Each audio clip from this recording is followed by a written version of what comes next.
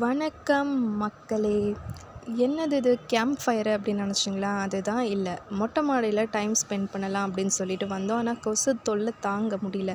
So எங்கள் ஊரில் கொசு ரொம்ப கடிச்சதுன்னா மூட்டம் போடுவோம். இருக்கிற இலை, தழைகள், பேப்பரு இது எல்லாத்தையும் எடுத்து வச்சு எரிச்சுட்டு பாதியிலே அணைச்சிட்டோன்னா அது புகை வரும். அந்த புகைக்கு கொசு கிட்டவே வராது. ஸோ அந்த மாதிரி பண்ணிவிட்டு ப்ளூடூத் ஸ்பீக்கரு, சேரு, வாட்டர் பாட்டில், ஸ்நாக்ஸு எல்லாத்தையும் எடுத்துகிட்டு வந்து ஒரு மாடியில் 2 ஹவர்ஸ் ஸ்பெண்ட் பண்ணி பாருங்கள். செம்மையாக இருக்கும்.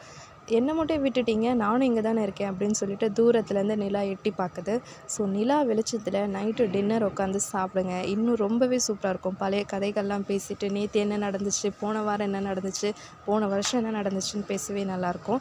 ஸோ எனக்கு லைஃப்பில் 2 விஷயம் ரொம்ப பிடிக்கும். ஒன்று வந்து நைட் டைமில் பீச்சில் உட்காந்து டைம் ஸ்பெண்ட் பண்ணுறது, இன்னொன்று வந்து மொட்டை மாடியில்.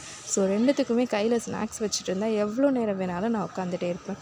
ஸோ உங்களுக்கும் உங்களோட டைமை எப்படி ஸ்பெண்ட் பண்ண பிடிக்குன்றதை மறக்காமல் கமெண்ட் பண்ணுங்கள். இந்த வீடியோ உங்களுக்கு பிடிச்சிருந்துச்சுன்னா லைக் பண்ணுங்கள், ஷேர் பண்ணுங்கள், மறக்காமல் சப்ஸ்கிரைப் பண்ணுங்கள். நெக்ஸ்ட் வீடியோவில் உங்களை சந்திக்கிறேன். அது வரைக்கும் டாட்டா, பாய்.